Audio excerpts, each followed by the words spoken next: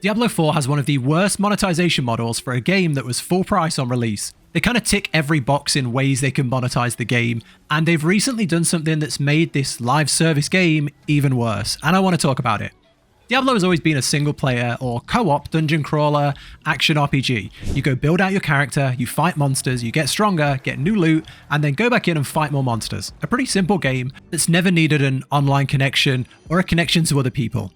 However, for Diablo 4, they wanted to make an MMO. They wanted to open it up and make it a live service MMO type game.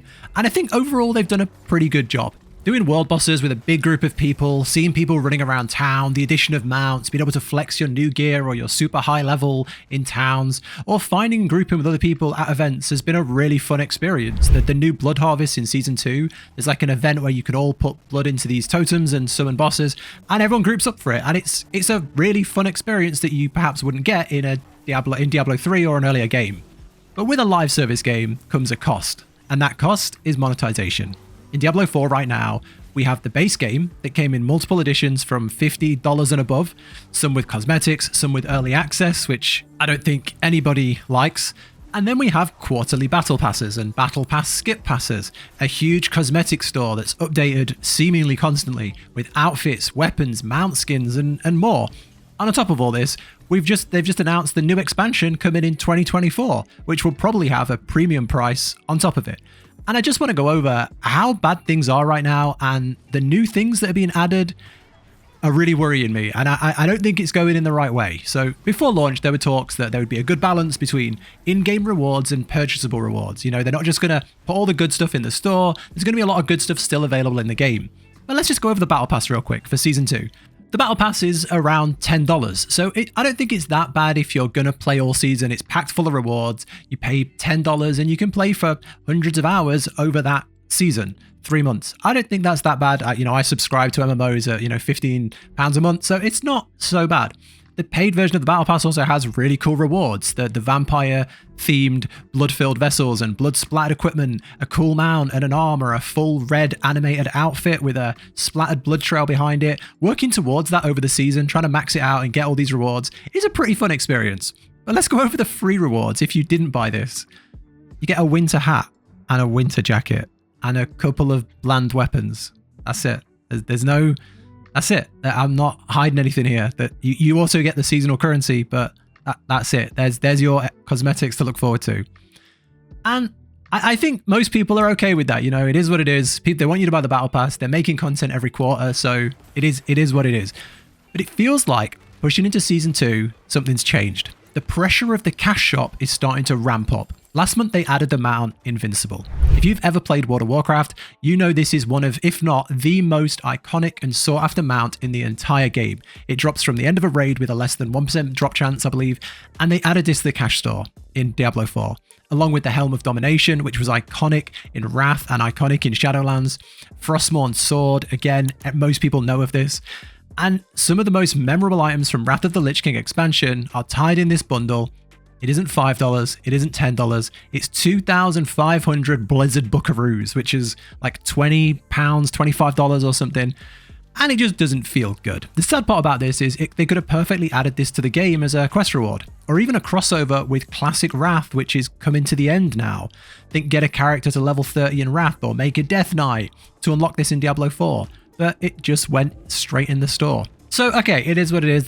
We never saw anything out of that, just a store add-on. And then on the 7th, we get a new patch. They're adding the Malignant Rings. It's something to look forward to. You can make new builds out of it. This new content launch that was, dropped into the game. Great. But at the same time, we got a new bundle in the store. And I have never seen a bundle this bad. The Father's Judgment bundle, a whole new type of addition to the cash store, a premium bundle.